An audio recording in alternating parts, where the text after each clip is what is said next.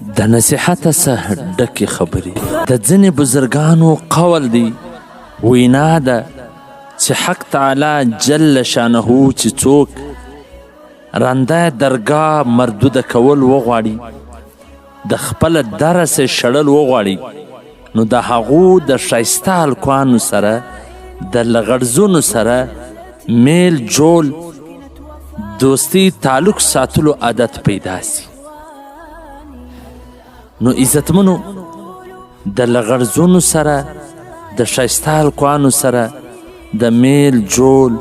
د تعلق ساتلو سره ځان وساتي هسې نه الله دې نه کړي چې الله مې د خپله درسه وشړي پر دین باندې عمل هلته کیدلی سي چې کله ستا په زړه کې پخواني علماو عظمت او محبت په زړه کې وي افرین دې وي پر هغه ښځه باندې چې د لمانځه پابنده وي افرین دې وي پر هغه ښځه باندې چې پرده کوي خپل پت او عزت ساتي افرین دې وي پر هغه ښځه باندې چې په دیني علم سره خپل ځان سینګار کړی وي او عقلمنه وي افرین دې وي پر هغه ښځه چې وفاداره ایمانداره او صدقه کوونکې وي افرین دې وي پر هغه ښځه چې د الله ذکر کوي شاکره او صابره وي افرین دې وي پر هغه ښځه چې د آسیې مریمې او خدیجې رضی الله تعالی عنهن پلونې وي افرین دې پر هغه ښځه چې خپل بچي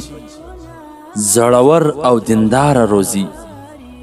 افرین دې پر هغه ښځه چې د الله جل جلاله پر دین غیرت کوي او له بدو څخه ځان لرې ساتي افرین دې پر هغه ښځه باندې چې د خپل خاوند په غیر موجودګي کې د هغه سره خیانت نه کوي افرین دې پر هغه ښځه چې خپل نظر او خپل بدن د بل څخه محفوظ ساتي افرین دې پر هغه ښځه چې خپل لاس د بل په لاس نه ورکوي کوم څوک چې خپلو دوستانو ته پر هره خطا غلطي باندې سزا ورکوي د هغه به دشمنان ډېر د چا په هکله بد خیال په زړه کې هېڅکله مه راوړه ځکه دا خبره یاد وساته کله چې ته د هغه په هکله بد خیال په زړه کې راولې نو د دې عکس ضرور پر هغه زړه باندې مشي تر څو چې قدرت او طاقت در سره وي نو احسان کوه ځکه د انسان سره قدرت همیشه نه پاته کیږي درې شیان ډېر سخت دي په ځوانۍ کې مفلسي په سفر کې ناجوړي او په تنګدستي کې قرض پور خپل حالات همیشه ښه ښکاره کوه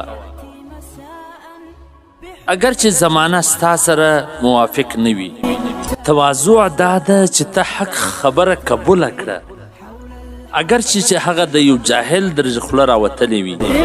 تواضع و دې ته وایي چې کله د بنج راووځې نو چې څوک هم ګورې هغه د خپل ځان څخه افضله ګڼه والسلام